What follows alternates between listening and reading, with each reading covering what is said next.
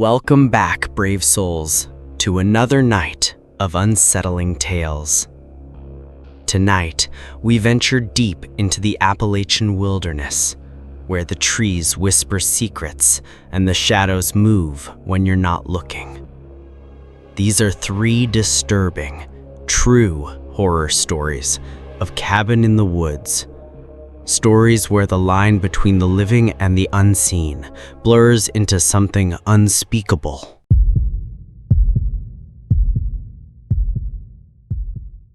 In the summer of 2017, Joel Cartwright, 32, burnt out, and recently single, rented a cabin near Blackwater Hollow, West Virginia.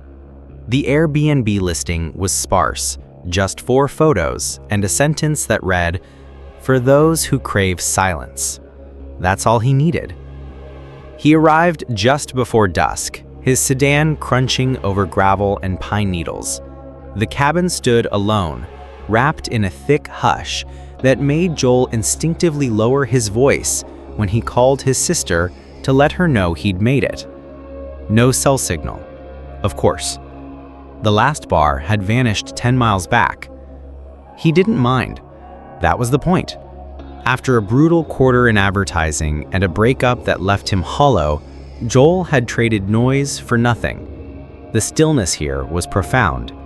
He unpacked, cracked open a beer, and settled on the wide wooden porch as cicadas buzzed in the trees. The first night passed peacefully, just wind, pine, and stars. It was the second night when things changed. Around 8:30, he was on the porch again, sipping a second beer, when he noticed something strange. Wedged between 2 warped slats of the porch railing was a photograph, a Polaroid, yellowed and curled, almost blending into the grain. Curious, he tugged it free. His chest tightened the moment he saw it. The picture was of him, sitting on the porch. That porch.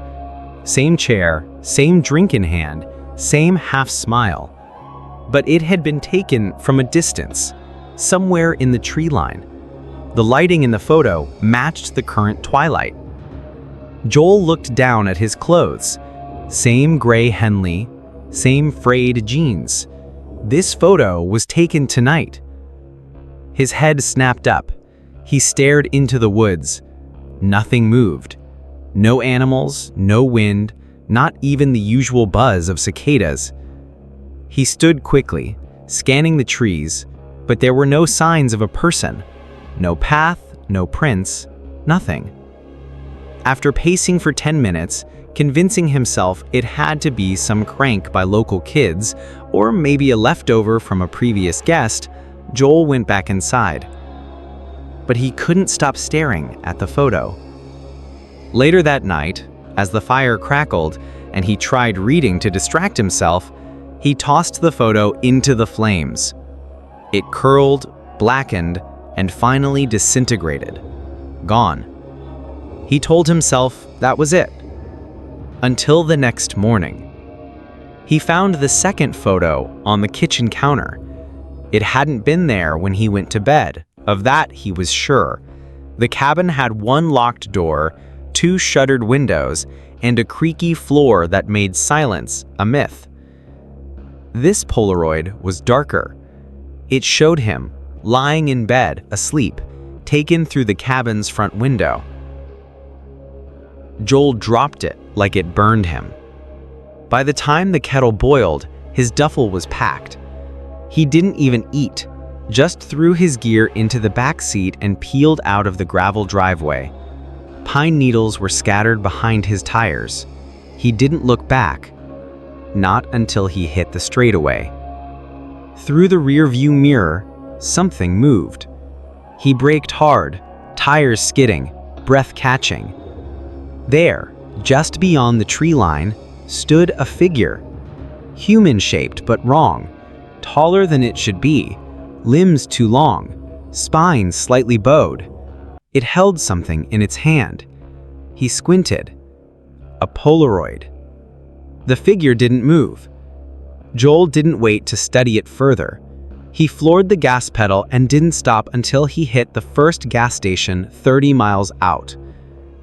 He told the cashier, an old man with skin like boot leather, about the photos. Not in full detail, but enough. The man had just looked up, blinked, and said, "Cabin near Blackwater Hollow?" Joel nodded. The man sucked his teeth. "Shouldn't have left it alone. That place has been empty for 20 years. No one rents it officially. Old listings never disappear, not from some sites." Joel froze. "What do you mean, empty?" "Burned in '98. Lightning. Took most of the place. Whoever rebuilt it wasn't right in the head. Started up a guest registry. People came, left quickly." Joel opened his mouth, then closed it. How could it be listed? It had reviews, recent ones. He pulled out his phone. No signal. "Try when you're closer to the interstate," the old man said, as if reading his thoughts. Joel didn't sleep that night. Checked into a motel an hour away, locked all doors, kept the lights on. In the morning, with the signal restored, he went back to the listing. It was gone. Not just unavailable, vanished. The link is dead. Like it had never been there. He searched reverse image sites for the photos. Nothing. No matches. He even emailed Airbnb support. Their response was strange. "We don't have a record of this listing or any reservations under your account for that location." But his credit card had been charged. There was proof of that. The cabin had existed. Hadn't it? Over the next week, Joel tried to forget. Back in the city, with its buzz and density and noise, the experience felt dreamlike. His friends chalked it up to stress, maybe a vivid hallucination, maybe even a prank by squatters. He almost believed them, until the third photo arrived. It came in the mail, no return address, just a plain envelope postmarked from Charleston, West Virginia. Inside was another Polaroid. This time it showed his apartment window from the street. The curtains parted slightly. Inside, barely visible in the dimness, was Joel, brushing his teeth. There were no words, no message, just the faint scratch of something on the back. He turned it over. Smile for the next one. Joel moved 2 weeks later, changed his number, deleted all social media, left no forwarding address.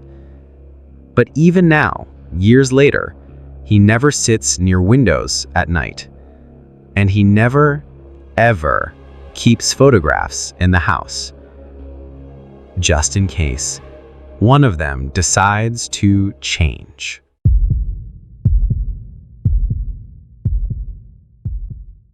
In October of 2023, a couple, Lena and Mark, booked a remote cabin near Devil's Fork, Tennessee. They needed the time away. Mark was drowning in deadlines at the firm, and Lena's sleep had become scattered with anxious dreams. The city wore them down. This was their fix. A long weekend tucked deep into the Smokies. No cell service, no social media, just them, the fire, the woods, and each other. The cabin itself was picturesque in daylight. Aged timber siding, a sloped roof blanketed in orange leaves, and a wide stone fireplace that dominated the main room. It had a lived-in charm.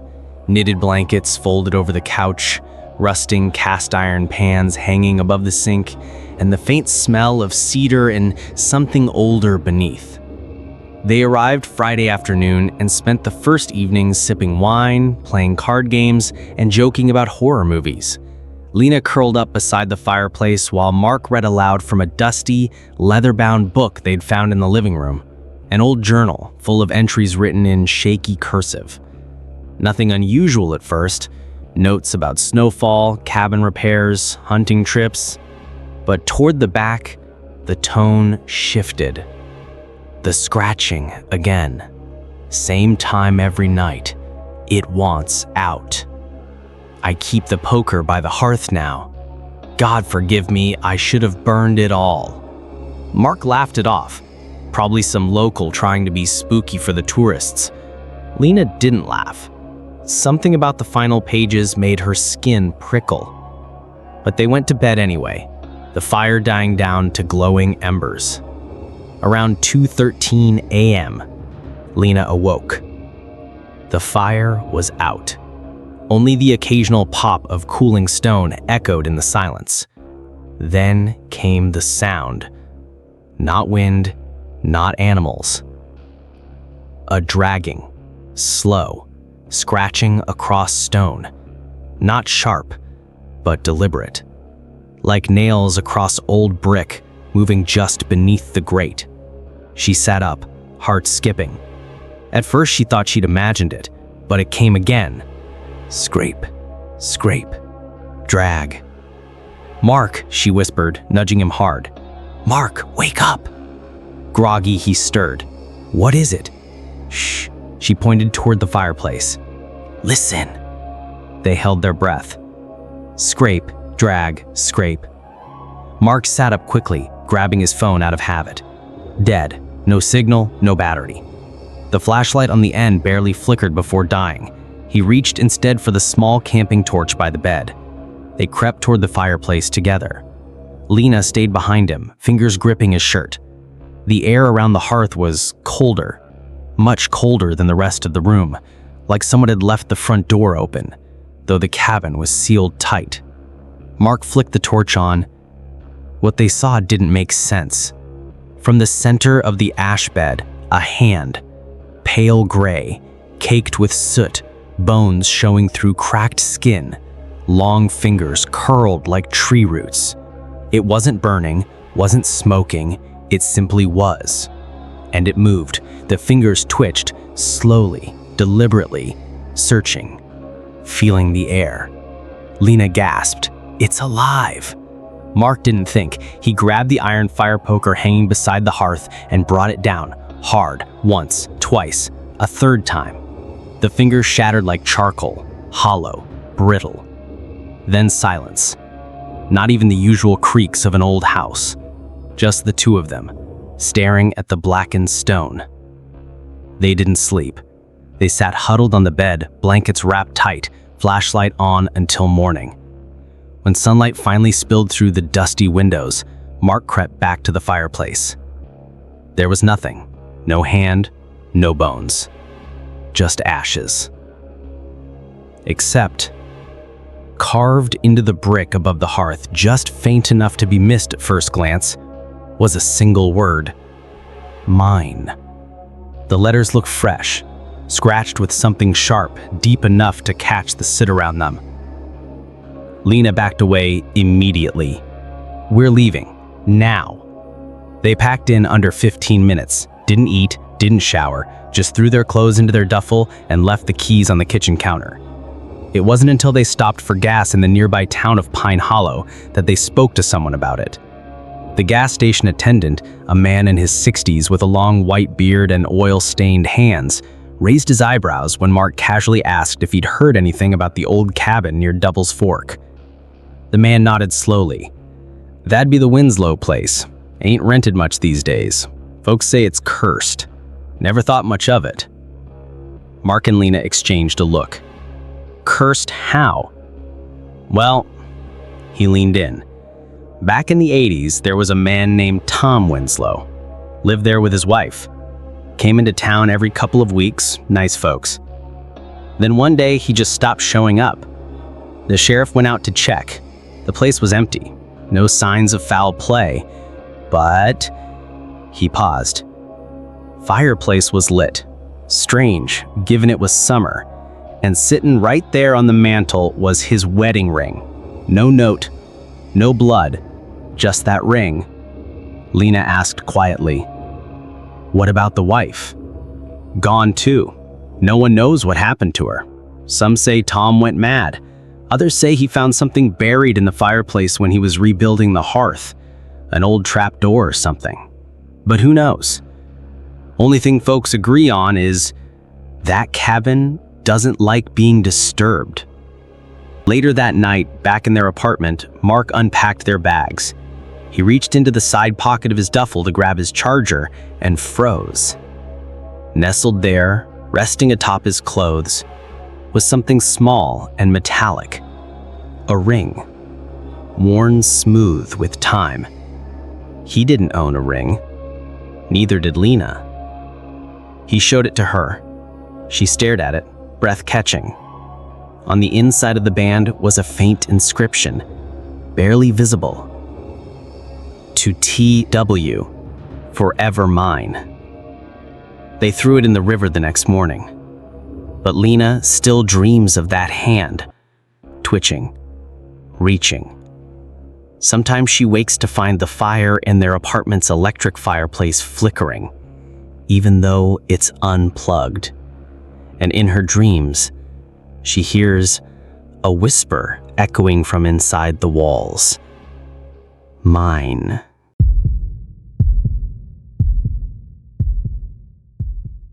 Last fall, Rachel Morgan set off alone into the Blue Ridge Mountains.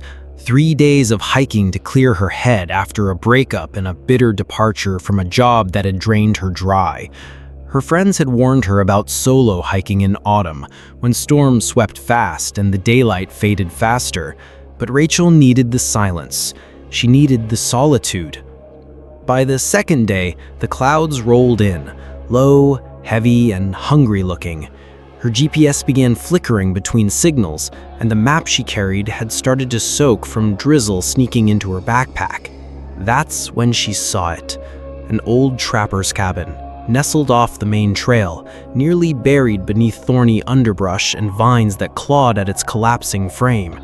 The roof sagged in the middle, the windows were grime-streaked and cracked, a place forgotten by the world. But she had no choice. The wind was picking up, the rain beginning to slash sideways. Rachel ducked under the warped doorframe and stepped into the dark. The smell hit her first. Wet wood, mildew, and something faintly metallic. The cabin's interior was sparse. A rusted iron bed frame without a mattress, a toppled chair, and a cold stone hearth. The floorboards groaned under her boots, soft in spots where rot had eaten through the grain. And then she saw the mirror. It hung crooked on the far wall, half hidden behind hanging rags and cobwebs. The glass was cloudy with age, its surface warped and buckled. It reflected the room oddly, too dim, too delayed. Rachel turned away from it almost instinctively. Something about it felt off, like it wasn't just showing her, it was studying her. She busied herself with lighting a small fire in the hearth, using the dry twigs she'd managed to keep in her pack. She ate a protein bar, unrolled her sleeping bag in the driest corner she could find. The wind howled outside, loud and angry, rattling the cracked window panes like brittle teeth. Night came hard and fast. Rachel curled into her bag, watching the firelight flicker on the ceiling beams. But her gaze kept drifting back to the mirror. It was too quiet in the cabin. No creaks, no animal noises, just the storm. And that mirror. She finally drifted into a fitful sleep until knock. She jolted upright. Not a knock on the door, on the mirror. She stared across the room. Nothing had changed, yet the sound echoed again. A sharp, deliberate tap-tap on the glass, and then a voice, a whisper so soft it barely rose above the rain. "Rachel, let me in." She froze. Her name, spoken exactly as she would say it, same cadence, same breathy tone. She stared at the mirror. Her reflection was there, but her lips hadn't moved. The room was freezing. Another whisper. "Rachel, it's me." She scrambled for her flashlight and shined it toward the mirror. Her reflection blinked, but so did she. It mirrored her every move, but a fraction of a second too late. She backed away. And then the voice came again, but not from inside, from outside the window. "Rachel, I'm cold." This time it was louder, clearer, and it wasn't just mimicking. It was perfect, Every breath, every subtle break and pitch, as if something had recorded her soul and was playing it back from the woods. Rachel forced herself to the window and peered through the rain-streaked glass. A shape moved just beyond the tree line. A woman, pale, hair plastered to her face, wearing her same jacket, same boots, same face. Rachel stumbled backward, heart pounding. She tried to convince herself it was a dream, a hallucination, but the figure outside stepped closer, slowly, deliberately. "Let me in." She bolted the door, shoved her sleeping bag against it, and grabbed a rusted fire poker from the hearth. The voice continued outside, coaxing, pleading. "You forgot your gloves, Rachel. You'll catch a cold." That broke something in her, because she had forgotten her gloves. She hadn't told anyone. The mirror cracked suddenly, a thin hairline fracture running from top to bottom. Her reflection smiled. Not her. It. Its grin widened impossibly, eyes growing glassy and hollow. The firelight flickered, and for a second, the reflection stepped out of sync. She moved her hand. It didn't. Then it raised its hand slowly and waved. She screamed. The storm roared all night. She barely slept, jumping at every groan of the wind, every whisper of movement outside. The voice came and went, always hers, always too close. At one point, she heard scratching under the floorboards, then behind the walls. She didn't remember falling asleep, but when sunlight spilled through the broken shutters, she was up and grabbing her pack. She didn't look at the mirror. She didn't need to. As she ran from the cabin, her boots splashing through mud and leaves, she glanced back just once. The figure stood in the doorway. Her exact double, so perfect it stole the breath from her lungs. Same freckles, same twisted braid, same jagged scar on her cheekbone from a fall in childhood. It tilted its head, smiled sweetly, and waved goodbye. Then it whispered, so faintly the wind nearly took it, "Don't forget, I'll always be with you." Rachel didn't stop running until she reached a ranger station 3 miles down the mountain trail. Mud-caked and shaking, she blurted out her story. The ranger, an older man with years of mountain stories under his belt, went quiet. Then he said, "That cabin ain't been standing in over 30 years. She insisted, described it, even drew the mirror. He shook his head slowly. "That wasn't a cabin, miss. That was a snare." She didn't understand. He looked her in the eyes. "Some things out there, they don't trap animals. They trap people. They call to you with your voice, your face, and if you answer back..." He left the rest unsaid.